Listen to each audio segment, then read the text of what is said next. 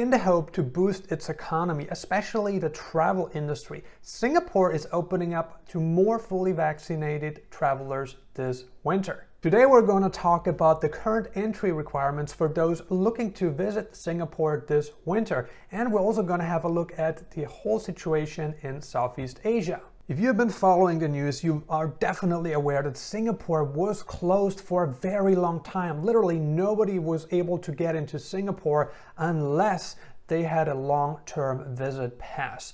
And those with a long-term visit pass had to undergo very strict entry requirements that have now been relaxed, even for travelers coming to the country. Initially, Singapore has tested vaccinated travel lanes for travelers coming from South Korea and Germany, and I think 2 other countries were included back then as well. However, right now Singapore is allowing travelers from more countries to come into Singapore, provided they're fully vaccinated with one of the approved vaccines, including AstraZeneca, Moderna, and Pfizer. Quarantine-free admission is granted to travelers from the United States, Canada, the United Kingdom, France, Switzerland, Germany, South Korea, Hong Kong, and even Australia. You come to Singapore with your vaccination card and you just use one of the expedited travel lanes and you will be granted admission into the country. All this is really done in the hope to boost a weakened economy, especially the travel sector, especially the tourism sector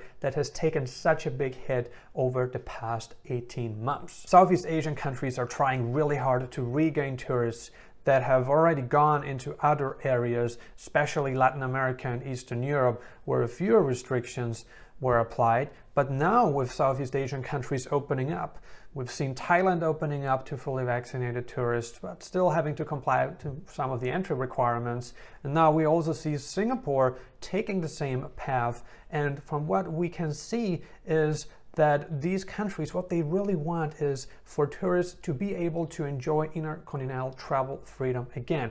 We do know that it won't happen to the same extent, it won't happen at the same level of freedom that we used to enjoy, that travelers used to enjoy back then. However, there is a good chance that this reopening that is taking place right now will encourage people to come back to the area to enjoy a beautiful winter in Southeast Asia. It must be said, since Singapore opened up its borders to fully vaccinated tourists from Germany and South Korea, the country has witnessed an immense increase in COVID cases to a level not seen before. Asian countries, including Singapore, have decided to move away from a zero COVID policy to a policy based on living with the virus. Singapore is about to accept fully vaccinated travelers from high-risk areas, including India and Bangladesh. If you have been wondering how you will travel from one Southeast Asian country to the other, let's say you're in Thailand and you would like to spend some time in Singapore, it looks like it will be possible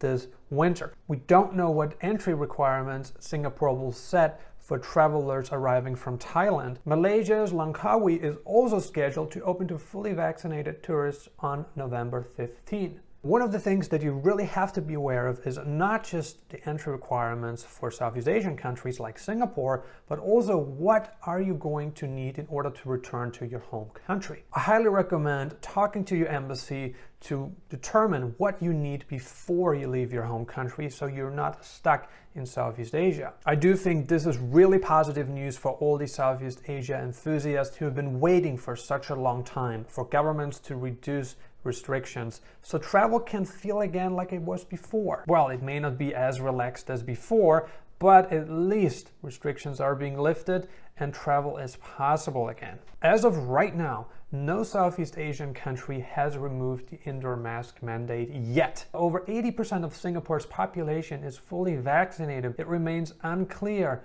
when Singapore will remove the indoor mask mandate. What happens if a new variant breaks out? How will it affect travelers currently located in Singapore? Will the country enforce strict lockdowns again, or will the country continue its live with the virus policy? These questions remain unanswered at this point in time, based on its current spike in COVID cases, hospitalizations, and deaths. Many Western countries have classified Singapore as a high-risk country again. What do you think about Singapore's reopening plan? Do you think the country has reopened too early, or are you happy with how the country proceeded? Leave a comment below and let us know. Make sure to subscribe and turn on alerts to never miss any of my future videos on travel updates, visas, and digital nomad locations. Before I let you go, I got 2 recommendations for you. Recommendation 1.